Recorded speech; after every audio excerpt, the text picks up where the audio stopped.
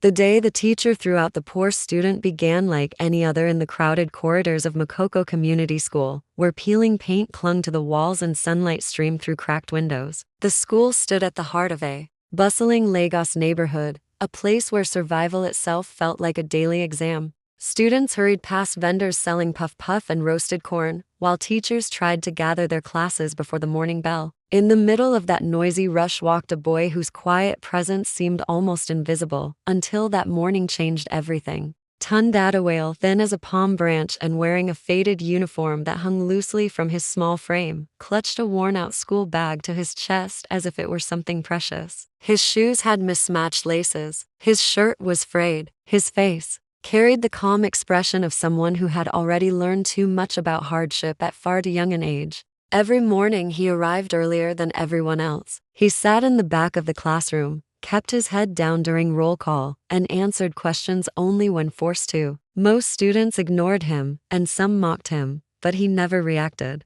To many teachers, he was easy to overlook, except one, Mrs. Funmaleo Adetiba, known by the students as Madam Funmi, ran her classroom with the precision of a sergeant and the toughness of a market negotiator. She was the type who believed discipline produced success, and she had little patience for lateness, excuses, or poverty. In her mind, students came to school to work. She didn't care if they came from rich families in Ikoi or tiny shacks built over water in Makoko. She expected the same results. And when those results didn't come, her voice rose like thunder. That morning, Madam Funmi waited at the front of the classroom as students shuffled in. She watched them with sharp eyes. When Tun slipped inside quietly and hurried toward the last row, she crossed her arms and tapped her foot. "You," she snapped. "Stop right there."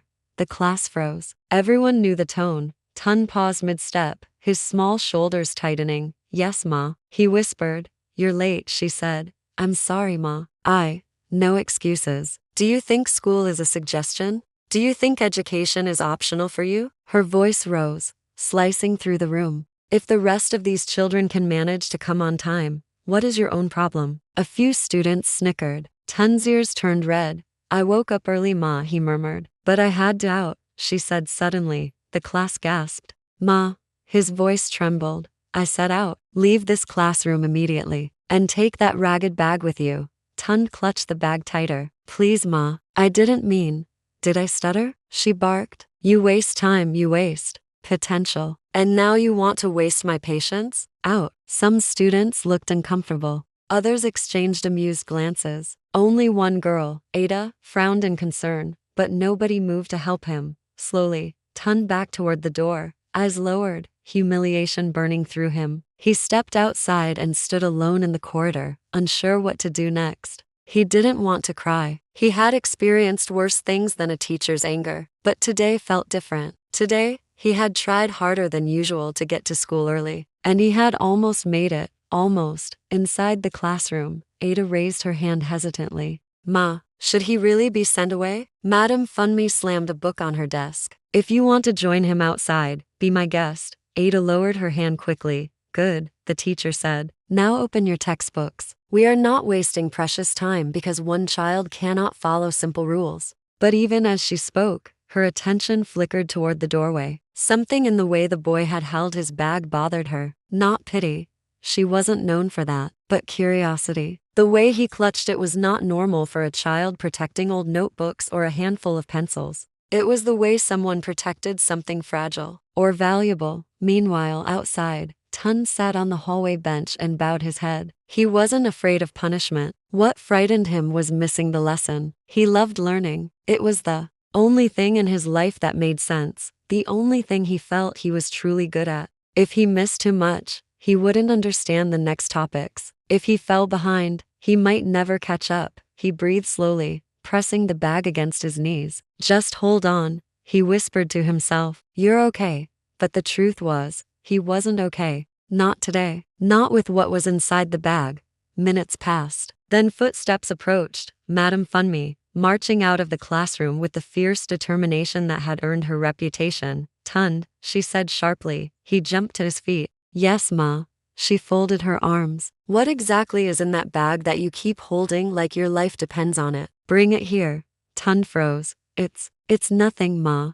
She raised an eyebrow. Is it contraband? Something you're hiding? Give it to me. No, ma, please. She snatched the bag from his hands before he could react. The sudden movement made him gasp. His fingers twitched helplessly as she pulled the zipper open. Students inside the classroom leaned toward the doorway, trying to see. Madame Funmi reached inside, and her expression changed instantly. Gone was the anger. Gone was the frustration. In its place was something else entirely. Surprise, confusion, disbelief. She blinked twice, staring at the contents of the bag, unable to process what she was seeing. Tunde, she whispered. What is this? The boy swallowed hard. It's my work, ma.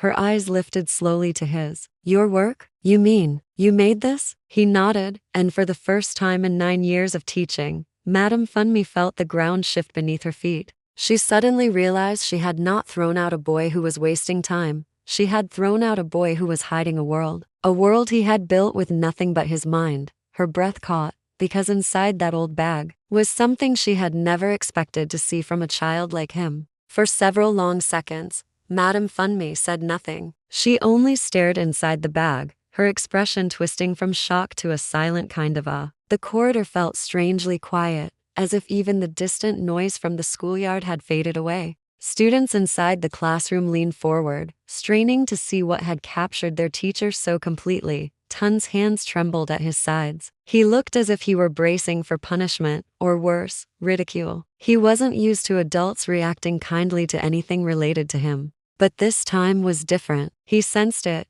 even though he didn't understand it. Slowly, as if afraid she might break something, Madame Funmi lifted a small object from the bag. It wasn't a toy. It wasn't a book. It wasn't anything she had expected. It was a miniature wooden house, perfectly carved, with tiny windows, a detailed roof, smooth edges, and careful proportions. Every part of it looked crafted with meticulous attention, the kind of precision that required patience, intelligence, and natural talent. It could have sat on the shelf of a professional architect's studio, but this was just the beginning. She reached in again and pulled out another model, this one larger, more complex. It wasn't just a house. It was a structure that looked like a school building, complete with staircases, doors, and even little carved benches inside. The craftsmanship was breathtaking. By now, several students had stepped quietly into the hallway, their curiosity overpowering their fear of their teacher. What is that? One whispered.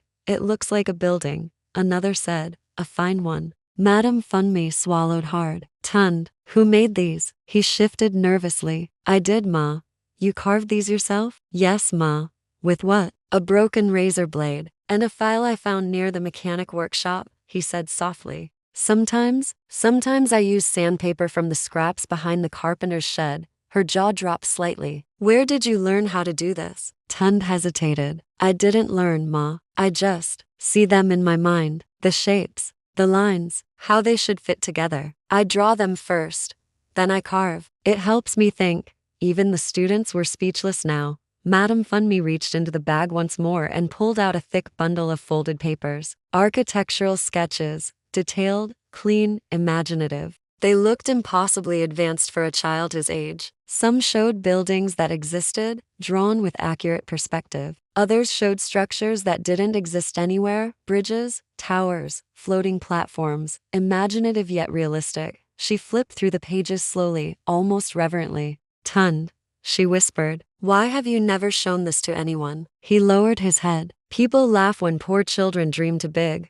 The sentence struck her like a blow to the chest. He wasn't being dramatic. He was simply telling the truth. For the first time that morning, she really looked at him, not as a disruptive student or an inconvenience, but as a child fighting battles no one saw. A child who carried talent far beyond anything she had imagined. She closed her eyes briefly, then opened them with a deep breath. Tunde, why were you late today? He hesitated again. I had to finish one of the models before the rain came last night. The roof of our place leaks. If I didn't finish and pack them properly, they would get spoiled. A few students gasped in sympathy. You made these in a leaking house? She asked. Yes, ma. With no proper tools? Yes, ma. With no one teaching you? Yes, ma. Silence settled around them. Madame Funmi felt something shift inside her, a warmth she couldn't quite name. Guilt, yes. Regret, certainly. But also something like pride. This boy wasn't late because he was lazy. He wasn't careless or uninterested. He was extraordinary, and she had nearly punished him for it. She straightened her shoulders. Follow me. Tunde blinked. Ma, follow me, she repeated firmly, though her tone was gentler now. She walked back into the classroom and motioned for him to come inside. Students whispered among themselves, shocked to see the change in her demeanor. Everyone, she said, her voice steady, I want you to look at this. She lifted the wooden model high enough for all to see. A collective murmur filled the room. This, she continued, was made by your classmate. With his own hands. With almost no tools. With no training. The students stared at Tunde differently now. Not with mockery, but with awe. Tunde, she said, turning to him, bring the rest. He hesitated, then stepped forward and placed the models on her desk. One by one, the class leaned closer, examining the details. Even the students who used to tease him were struck silent. Do you know what this is? She asked the class. This is talent, rare talent, and we are all privileged to witness it. Tunde's eyes widened. No one had ever spoken about him like that. Not at home, not in the neighborhood, not here. As your teacher, she continued. I owe you an apology. Gasps filled the room. Madame Funmi never apologized, ever. I misjudged you, she said softly. And I am truly sorry. The class was so silent that you could hear the creak of the old ceiling fan. From today, she added, no one in this room will look down on Tunde again. Do you understand? The entire class nodded quickly. She turned back to him. And you will never hide your gifts again. Do you hear me? Yes, Ma, he whispered, but before she could say more, a knock sounded at the classroom door. A tall man in a security uniform stood there. Madam, he said, the principal wants to see you. Immediately, the students exchanged wide-eyed looks. Did something happen? Madame Funmi asked. I think you should come, he replied. She glanced at Tunde, at the models on her desk, then back at the guard. All right, she said. Class, remain seated. No touching anything. But as she followed the guard out the door, she couldn't shake an uneasy feeling growing inside her. Something was happening, something bigger than she expected. And somehow, she sensed this boy, his talent, his story, was about to draw the attention of someone far beyond the school walls, someone whose arrival would change everything. The silence in the office felt heavier than the humid afternoon air outside. Madame Nehru lowered the newspaper slowly, her eyes widening as she looked from the printed headline to the boy sitting in the chair across from her. Kachi kept his hands folded tightly on his lap, unsure whether to speak or stay still. His feet barely touched the floor. He swallowed, waiting for her reaction, his heart beating loud enough. He wondered if she could hear it too. She finally spoke, her voice quiet, unsure. Your father is this man? Kachi nodded. Yes, Ma. She blinked at him, dazed. The story in front of her was unmistakable. A wealthy philanthropist visiting flood-damaged villages. A man funding community schools. A man who disappeared mysteriously 2 months before. Kachi's father. The headline read, Billionaire missing after returning from community volunteer mission. She looked again at the name. She'd seen it many times before on billboards, on school donation plaques, even on the sign above the school gate. But she had never connected it to the quiet boy she had scolded moments earlier. Kachi finally spoke, his voice tiny. I didn't want anyone to know. Why? She asked softly. Because people look at you different, he said. They expect things. Or they hate you. Or they pretend around you. I just wanted to be like everybody else. He hesitated. And I didn't want pity, Ma. Not for being poor. Not for losing him. The last words trembled. His throat closed up, and he looked down at his shoes to hide the tears building in his eyes. He hadn't cried in a long time, not even the day he overheard adults whispering that maybe his father was gone forever. He had held everything inside, believing that breaking down would somehow betray the hope he still carried, but now it came rushing out, not in sobs, but in a quiet quiver he couldn't control. Madame Nehru stared at him. The same boy she had thrown out of class, the same boy she believed didn't belong. Shame burned through her. She could almost feel her chest tightening, as though her guilt was pushing against her ribs. She had judged him. She had humiliated him. Not because he misbehaved, not because he failed to study, but because she assumed that poverty meant irresponsibility, that patched uniforms meant indiscipline, that silence meant defiance. She had been wrong. Kachi, she said softly, leaning forward. I am so sorry. He looked up, surprised. I failed you, she continued. Not just today, the whole term. I saw your clothes and I made assumptions. I didn't bother to know you.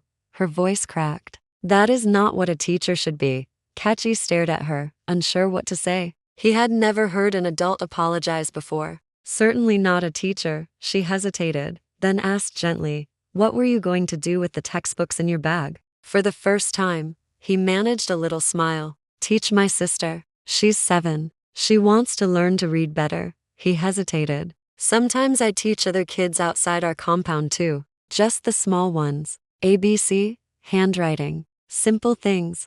And the school supplies? She asked softly. All those books? From my father's old study, Kachi whispered. Before he disappeared, he always told me, learning is the one thing nobody can ever take from you. So I'm trying to pass it on.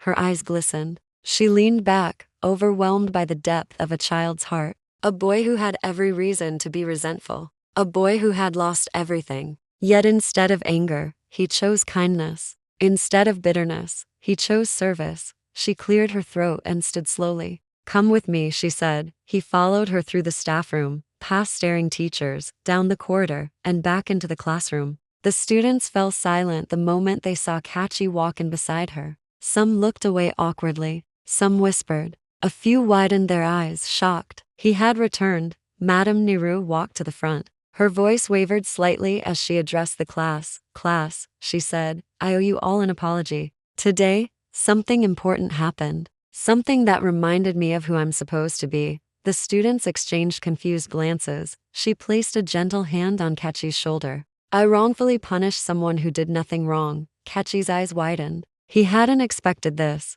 I judged him based on things that were never his fault, she continued. But this young man, this brave, determined boy, has been studying harder than most of you. He has been teaching his sister and other children in his neighborhood. He carries his father's mission of helping others. Even while facing struggles none of you could imagine. The room was still, and I am ashamed that I did not see any of it. She looked at Kachi. If you will allow me, I want to make this right.